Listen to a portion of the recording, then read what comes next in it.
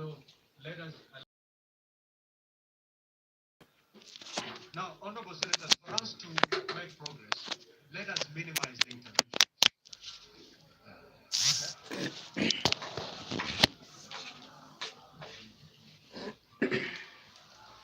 On let us allow this year.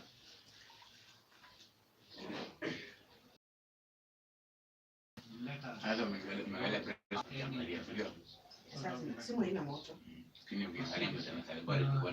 you very much. And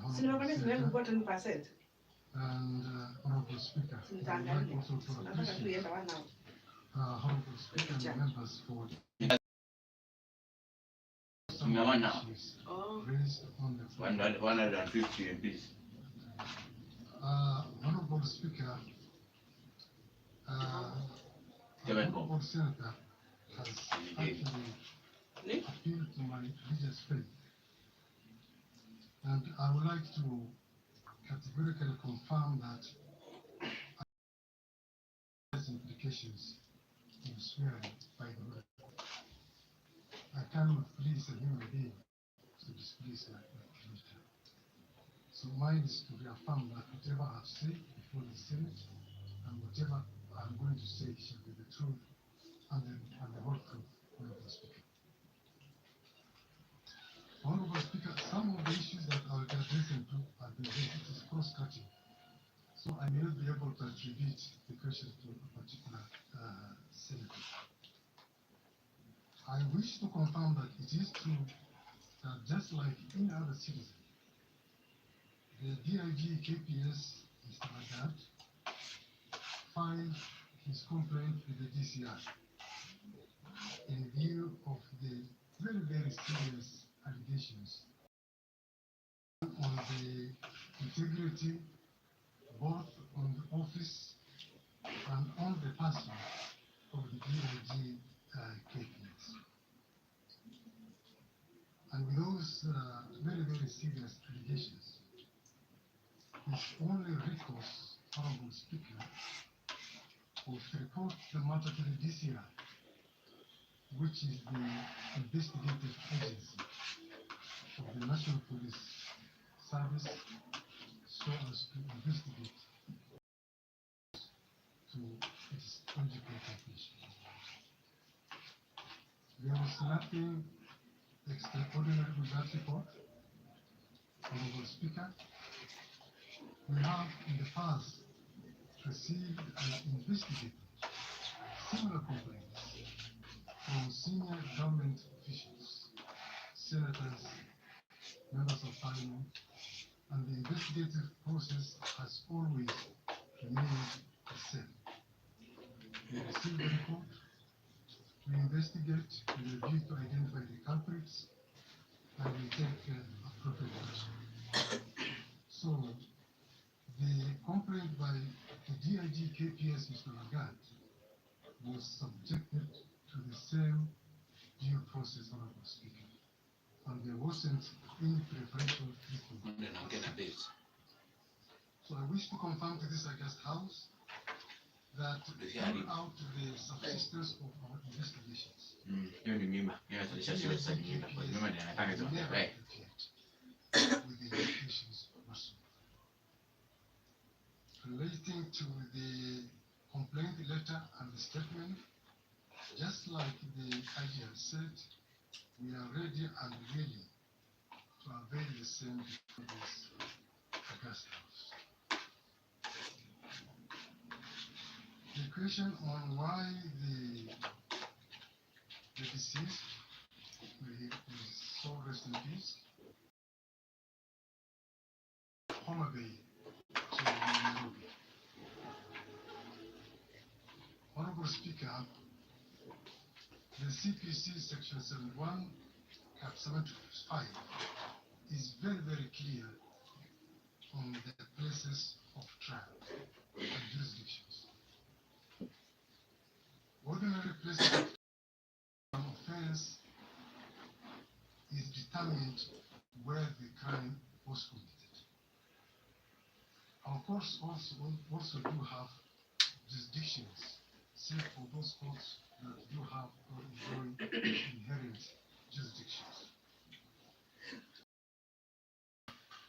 particular matter, Honorable Speaker, the So no more, offense you know, imagine I hii. believe was committed in Nairobi, but the arrest was done in Homabay County, and that's why the Kuna choo decision ingine high had to class. be all the way from Hiyo choo yako hadi kwenye Homabay PhD. to Nairobi. Tunaumwa na kunywa maji. I Acha tena wish hicho to know mic. that offenses of cybercrime, Honorable Speaker, have a national jurisdiction, as there's no way of justifying the place it has been perpetrated. It is an offense that can be committed even when somebody is on a journey. So it has a national jurisdiction. Senator Kalwale alluded to the fact that we did not have a court order. And I would like to state very clearly, Honorable Speaker, that we do not require a court order to move a suspect from one police jurisdiction to another police jurisdiction. We don't require a court order. For the deceased, he was booked at Mawega police station, that is Homa Bay, and booked out at 16:00 hours. And he was booked at Central Police Station 21:32 hours. There was an allegation that why we could not provide the CCTVs at the DCI offices in Mawega. I wish to confirm that we don't have DCI offices in Mawega. It is a recently elevated police station from a police post, and we don't have the presence of CCTV there. I further wish to confirm, Honorable Speaker, that the deceased was with utmost humility throughout the journey, all the way from Homa Bay to Nairobi by the arresting officers. Indeed, while at Narok, he asked for refreshments, and he was given some refreshments by the arresting officers. Like I said, Honorable Speaker, he was booked at Central Police Station at 21:32. At 21:24, the deceased was given an opportunity while at Central Police Station to talk to his wife, one Nephilim Apondi, on cell phone number 075808161, registered under one George Onyango, who apparently was the father.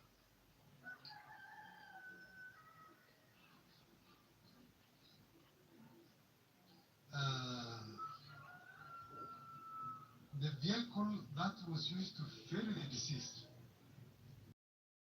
from Homa Bay County to Nairobi was a DCI vehicle, GKC519B Subaru Forester. And I can confirm, Honorable Speaker, without any fear of contradiction, that from Homa Bay, the suspect was going straight to Central Police Station and nowhere else. And for this, we can technically confirm even the movement of the Subaru vehicle by using the GPS system. Some members were alluding to the fact that maybe the suspect was taken to DCI headquarters, and nothing can be far from the truth. From Homa Bay, he he was taken straight to Central Police Station where he was booked in the cells. And the actual booking, the digital booking, was done by the report office personnel. That by OB 136 76 2025 at 21:32, and it says that the suspect was placed in cells while appearing normal, and that was captured digitally. So there's no room for human manipulation. It has further been confirmed that before the booking, the report office personnel called the OCS. Mani imeanza sasa. And it's unfortunate this is being said that Kuna dawa mtoto anafaa kupewa ndani zaidi. Talam Honorable Chair is Dawa. Honorable Speaker is the OCS. Rose spendi masikizo zinazofanya. So kama mfunga mdomo, ukiona mfunga mdomo nataka nisikie. Ndio nimefunga mdomo. Nini inatoka? Talam is the officer commanding Central Police Station. And from the totality of things, he should be treated as a prime suspect in the matter.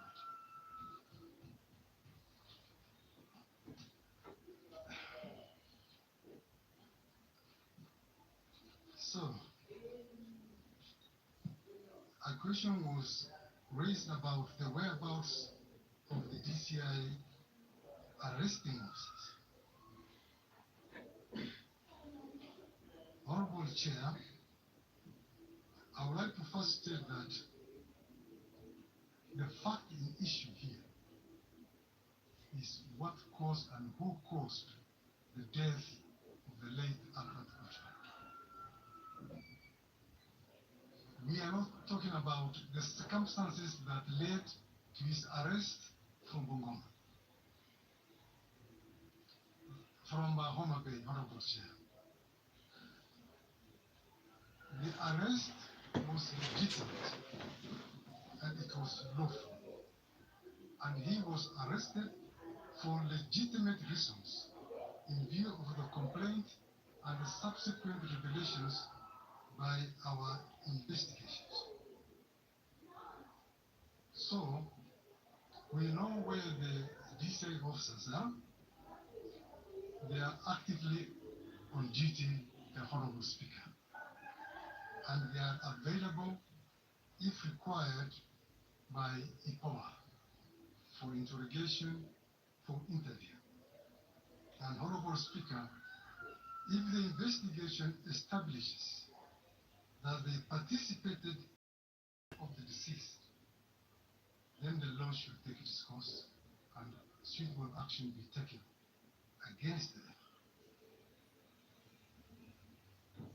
In regard to one Kevin Mwende who was arrested and detained at Kamkunji Police Station, the Inspector General has very, very well that it is true he was arrested, and we forwarded the file to the DPP, who said that we did not cover certain points. And on the basis of that, he was released unconditionally until such a time when we cover some of the points raised by the ODPP. In regard to the other two, we did not arrest them. We don't know where they are, and we cannot confirm whether they are dead or alive, because these are characters we have never interacted with them at all. Which means hiyo ni swali ya Kanja. Honorable Speaker, it is true that Which means the police officers. the ECC confirmed Najua tujitofautia watu wawili nini. the same day that our Huyu ni officers wasiaya were mwingine in ni wa nini? Homa Bay. Bandara. Explained. When we are Huyu conducting tuliona kimetoroka. investigations, Honorable Speaker, Ati mnitaki maisha yangu we inawaza. ask this division of Sisi labor, ndio tunashinda kuweka mafuta. we give Uoga, ndio kutokea na mtoto huyu juu ya. tasks. Takuja huko. We have the action teams, Ndio uko na idea mimi. we have the teams that do the interviews, the the interrogations, the writing of the correspondences, wakati wa the compilation of the file. So it is not the same thing that collected the correspondence from ECC. talk like a woman. I will talk like a man. Silly. Serious. Then finally, there was the aspect of the who deleted the social media account.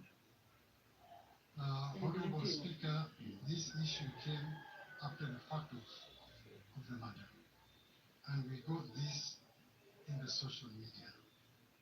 And I believe in the investigations, because we are not ones having the conduct of the investigations.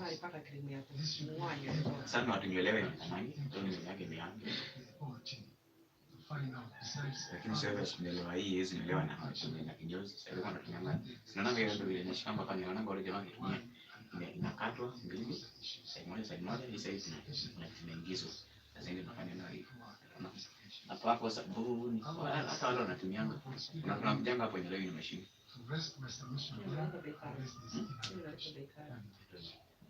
Wako na kitu fulani hiyo ile ambayo nataka into two.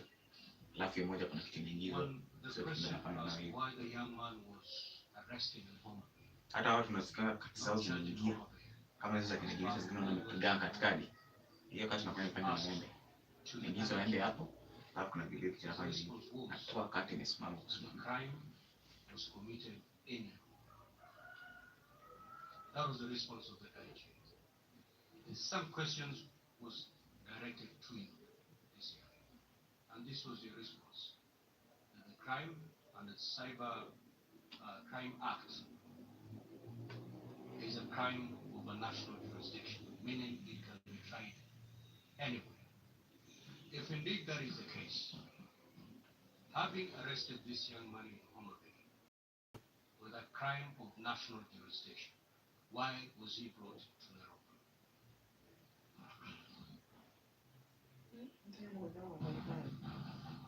Thank you very much, Honorable Speaker. When we are making the decision to determine where to take a suspect, there are several variables that we consider. Nini yao ni tofauti. One is Ibrahim anasema tofauti na investigation report. completeness. National Police nitoa. National Police wanasema jamaa alikuja na kapelekwa DCI, kutolewa DCI na kapelekwa police station. Huyu naye anasema mbele alishikwa Mabei alienda direct hadi Central. Nasema hata anaweza track hiyo gari.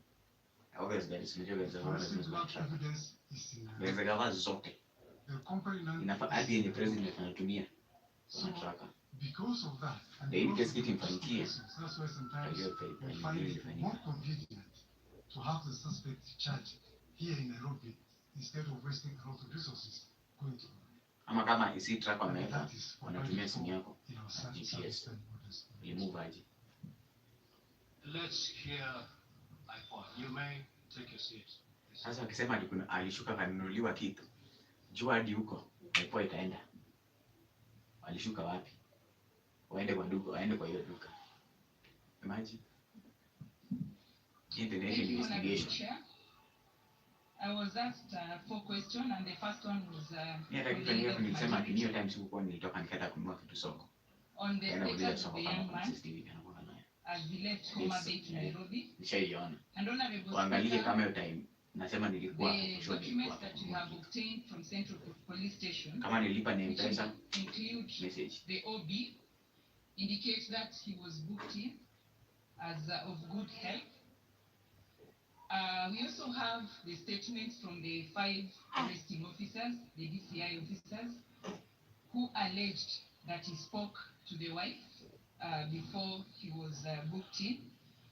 And in regard to that, we have written to Safaricom to be able to obtain the call log to verify whether it's true he spoke to the wife at the same time. And also, once we have the family statements, which are meant to be taken tomorrow, the same indication will come out clearly. The other thing that would have shown his condition clearly, Chair, is the CCTV, which in our report we have indicated was tampered with. And from the forensic reports, the forensic experts that we have at the authority, it's very clear that the CCTV was working, because the first thing the forensic experts and the investigating officer noted when they got into Central Police was that the power was not connected to the power cable of the CCTV was not connected to the socket. But on connecting it, the CCTV came back. But on trying to reveal there was nothing. So it is very clear that the CCTV was tampered with. And we have referred the same to an expert to be able to retrieve the data. And on whether the retrieval it was the hard disk that was removed, or was just erased. So we are waiting for that, Honorable Speaker. There was also a question on the police stations which have CCTV. On the judgment of one judge, he gave recommendations to us and also to the IG on the importance of having CCTV the cells, and we are pursuing that. And there was also a recommendation from I think LSK on the same. So we are pursuing that, and we have also done inspections and written to the IG on that. And I want to commend the IG because during his interrogation for the job, he spoke of the importance of having officers. This would also be an avenue where we have seen what really transpired. So I believe these are some of the reviews and some of the reports that we want to see NPA. The other question was on the officers who are elected, what we are doing about them as an authority. And I have indicated that the officers were to report today statement writing at the authority headquarters. And during lunchtime, I confirmed we have and their statements were being taken. 8 of them, including the officers, had already taken their statements. So of the 6, and you at the same time lazima utakuwa na wifi pale utaweza kuretrieve 11 more being persons of sijui kama inatumia data na mambo wifi peke yake. I think the wifi peke yake sio bora data. And they'll also be taken in for statement writing. There was also a question on how long we think as an authority we can give the same case to ODPP for prosecution. Honorable Speaker, with deliberation with my team, our legal team and our investigators, if you're given less than 10 days, we'll be able to have all the reports ready, given that we have around 4 or 5 things that we need.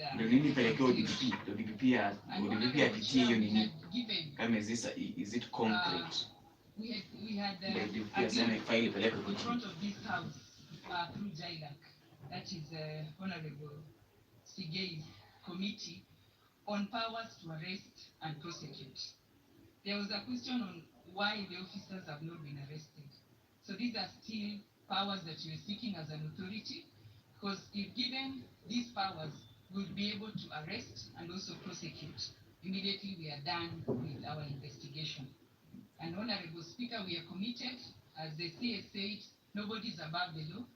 Our act as IPOA gives us mandate and powers to summon anyone, including the IG, for statement taking. Thank you, Honorable Speaker. Let us hear from the National Police Service Commission. Let him say for the record. Thank you, Speaker. I don't think there was a question directed to the National Police Service Commission, but I just want to say two things.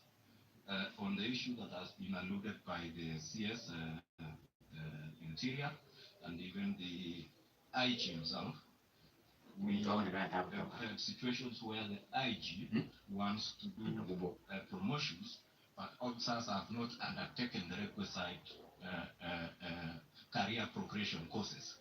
And when the CS says there is more need to try and pool resources so that these trainings can be facilitated.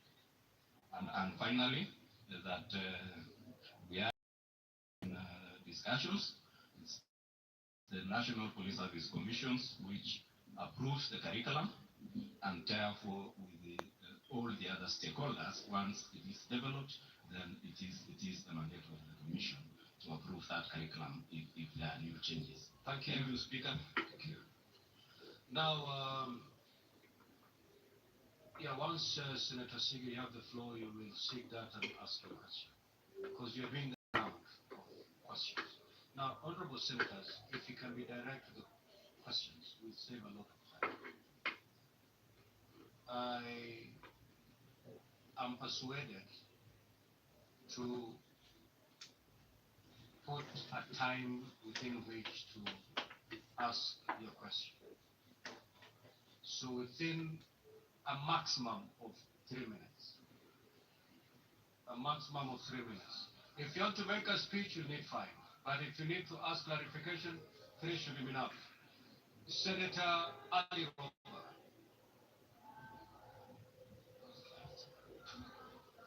Senator Ali Roba. Senator Ali Roba, I remember that Senator Newton had not concluded when we adjourned. So conclude. Thank you, Mr. Speaker. I'll take under 1 minute. I was stood down by the point of order by Majority Leader. And my last question actually was to IPOA. And I wanted to ask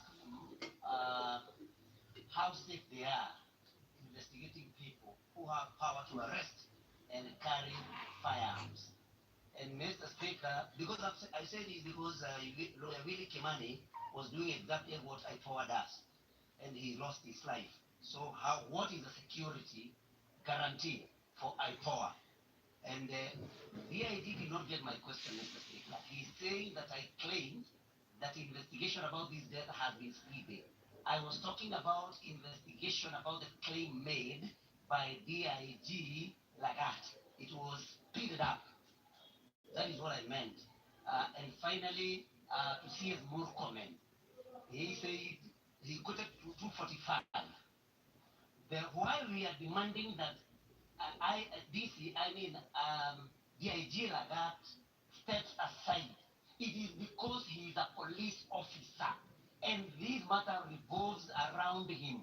So you cannot liken this to a complaint that is made by a senator or somebody else.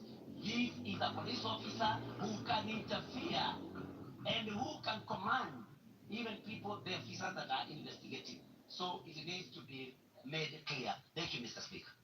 Senator Christian Sige. Thank you, Speaker. The clarification that I sought, which is not part of my 3 minutes, I hope, Speaker, was that the question was asked on whether Albert Ojwang was alone or with others in the cell. And the IG said that that would be answered by the DCI and or IPOA, and neither of them answered that question. So that was the clarification that I was seeking. And it was further highlighted by Senator Mandago, who said that there is a detainee witness statement that IPOA took that will probably shed light on whether he was alone or with others. That is the clarification. My first question, Speaker. Who issued, this is to DCI, who issued the orders for Albert to be driven from Homa Bay all the way to Nairobi? I would like to know who issued the particular instruction for that to happen and not process him in Homa Bay. Next, the DIG personally, we have been informed, recorded a complaint. And who took down that complaint? I would like to know from the DCI as well. And who else recorded a statement in support of the allegations made by the DIG? That is also to DCI.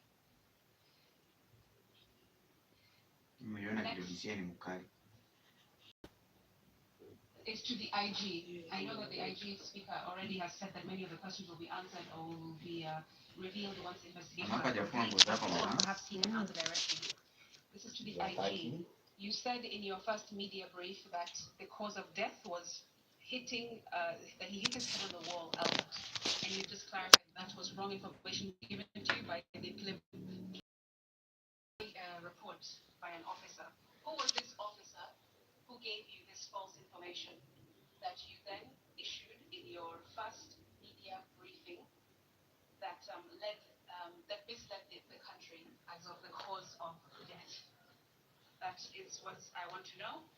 And the reason I ask this is because if someone saw and then people on the walls. Senator Tobiko.